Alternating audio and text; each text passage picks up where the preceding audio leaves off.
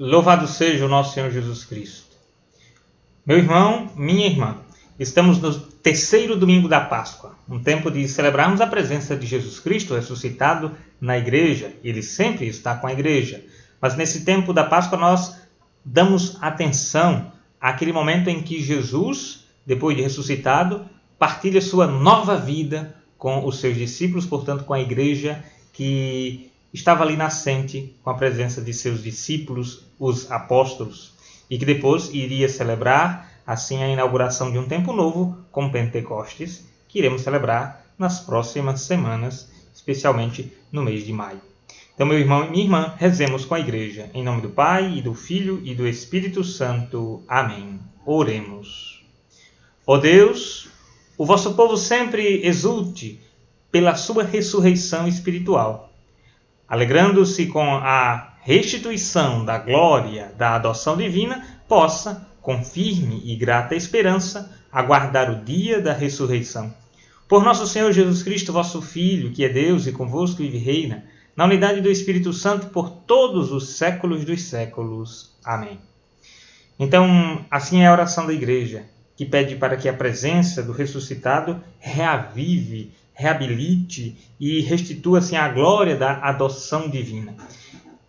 Nós somos, de fato, filhos e filhas de Deus em Jesus Cristo. E Deus, para provar isso, deu seu Filho amado para dar a vida por nós. Nós éramos, assim, escravos do pecado. Com Cristo, somos livres. Nós somos batizados, nós somos filhos de Deus. Muitas vezes, limitados, sim, pela condição de pecadores, mas agraciados por sermos nós os filhos amados do Pai em seu único Filho, Jesus Cristo. Vamos, assim, meditar hoje a Palavra de Deus, especialmente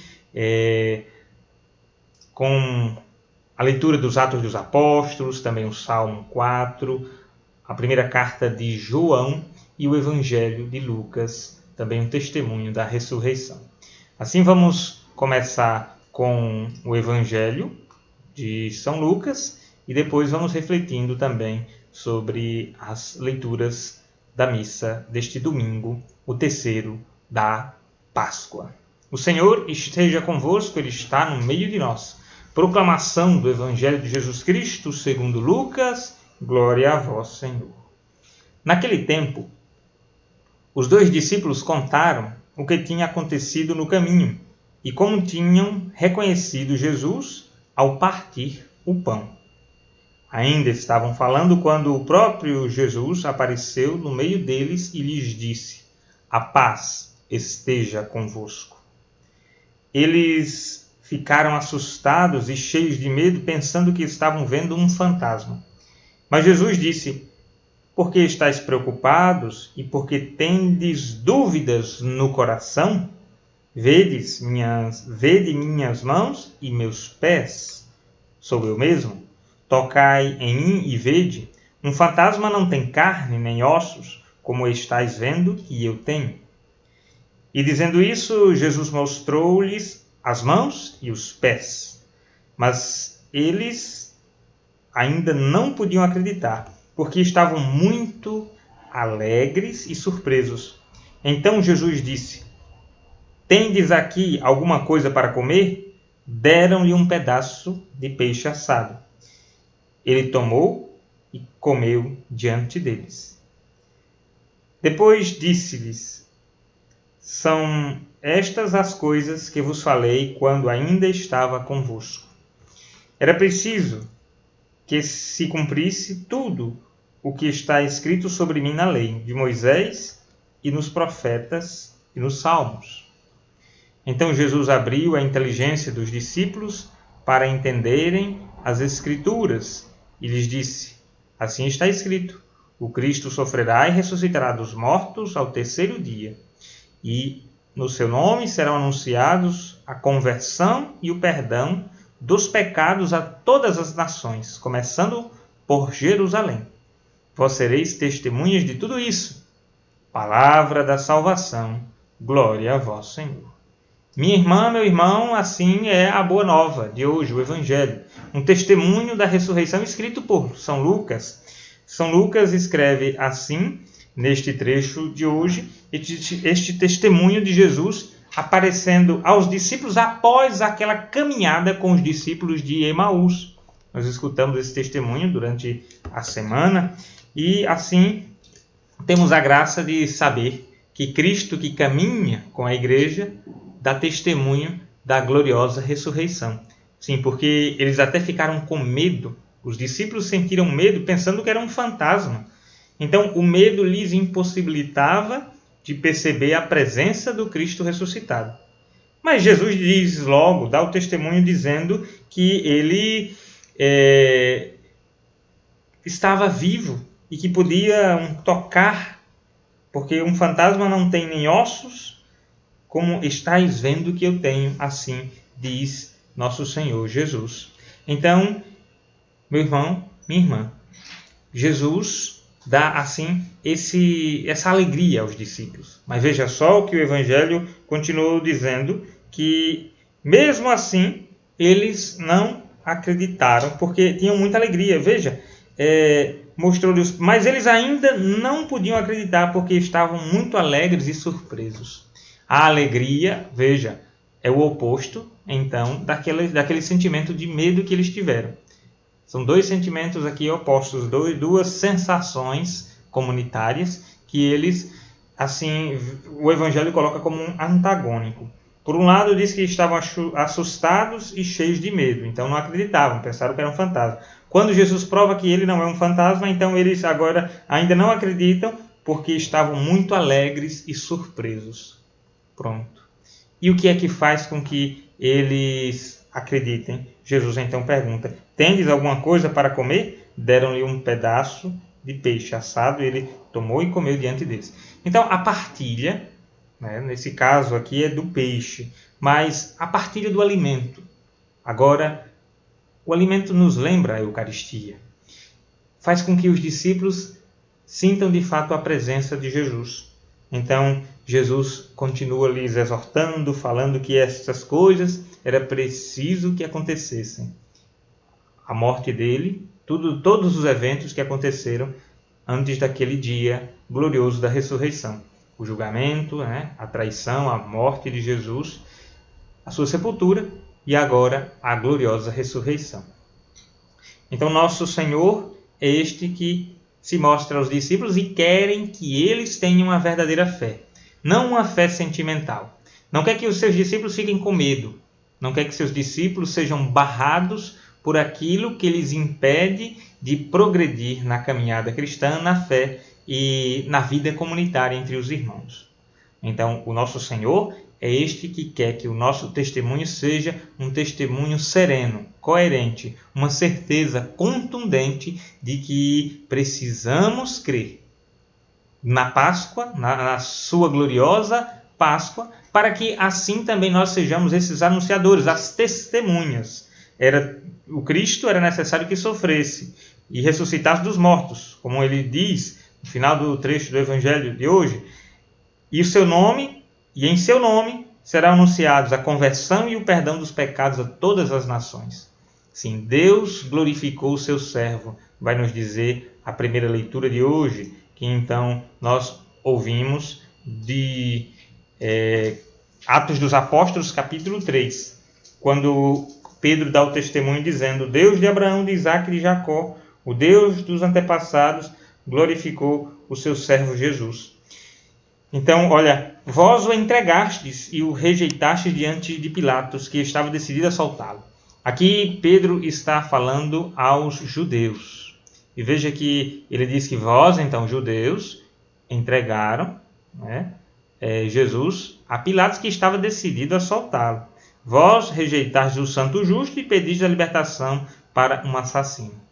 Uma bonita reflexão é pensar o seguinte: porque aqui vamos dizer que os judeus aceitaram ou denunciaram Jesus e entregaram aos pagãos. Os pagãos mataram Jesus, mas lembrando que um discípulo de Jesus o traiu, o vendeu. Então veja que Jesus deu a vida por todos, pelos seus discípulos, pelos judeus, pelos pagãos. Todos são salvos mediante a morte e ressurreição de Jesus Cristo. Tanto nós, os cristãos, que porventura muitas vezes somos como Judas, traidores do divino amor de Deus, que é Jesus Cristo em nosso meio, e assim nós também temos essa culpa, que nós somos lavados por Cristo. Vós matastes o autor da vida, mas Deus o ressuscitou dos mortos, e disso nós somos testemunhas. Os apóstolos são testemunhas do amor de Deus, da ressurreição.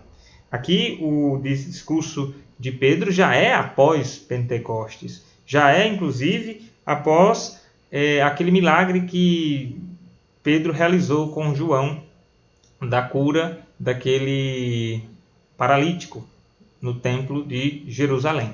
Então, nós vemos aqui que Pedro, dizendo que os judeus o entregaram aos pagãos, os pagãos fizeram aquilo, mas sabendo que os cristãos também têm a sua responsabilidade. Nós, os discípulos de Jesus, temos a nossa responsabilidade, porque ele morreu para com todos. E agora, meus irmãos, eu sei que vós agistes por ignorância.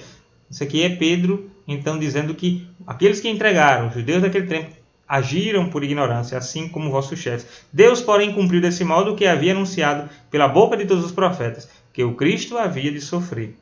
Arrependei-vos, portanto, e convertei-vos, para que vossos pecados sejam perdoados. É um chamado para todos nós, que precisamos viver a fé hoje, neste ano, sim, agora da nossa história, neste dia. Nós precisamos viver essa conversão. A Páscoa é a presença do ressuscitado, mas o ressuscitado quer que nós nos convertamos. Como ele disse, olha, em seu nome serão anunciados a conversão e o perdão dos pecados a todas as nações. Sim, Deus escolheu um povo antigo, da antiga aliança, o povo do Antigo Testamento, o povo judeu, o povo hebreu, fez uma aliança com esse povo e, a partir desta aliança com o povo, veio o seu Filho Jesus Cristo. Veio o servo, para que este servo pudesse assim dar testemunho a todas as nações. E seus discípulos entenderam isso, e seus discípulos creram justamente nessa palavra de Cristo e entenderam, após sua ressurreição, que era necessário pregar. E nós estamos assim, diante deste tempo pós-Pentecostes, nesta igreja, recebendo cada dia mais a certeza de que precisamos ser perseverantes, de que precisamos amar. E nos vai dizer o Salmo de hoje, o Salmo 4, quando no refrão diz: sobre nós fazei brilhar o esplendor da vossa face, e vai dizer os versículos seguintes, quando eu chamo, respondei-me, ó meu Deus, minha justiça. Deus é esse Deus que quando nós chamamos, ele nos vem ao nosso encontro, vem sim para nos salvar, para nos dar felicidade. Muitos há que se perguntam: quem nos dá felicidade? É a pergunta do homem, do ser humano.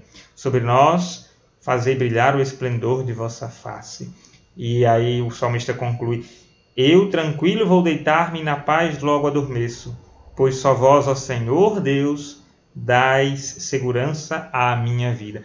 Então, para a resposta que o ser humano faz, que nos dá felicidade, onde eu procuro a felicidade, o cristão responde: é em Deus. É Deus que é a nossa força, é Deus que é essa graça infinita.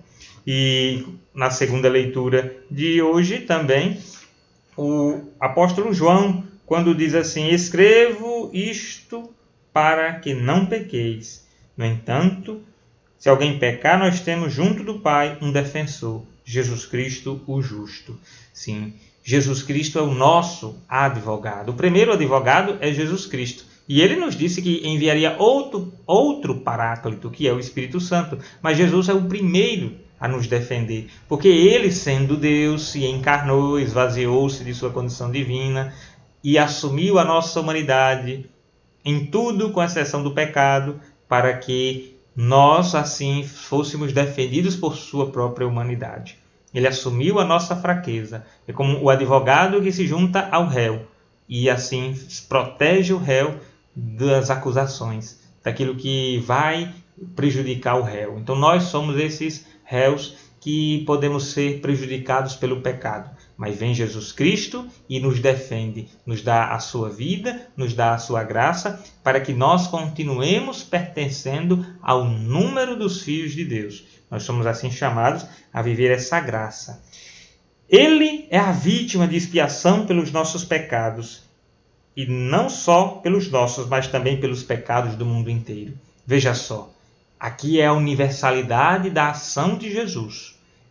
A ação de Jesus, a ação salvífica, redentora, salvadora do Filho de Deus é para o mundo inteiro.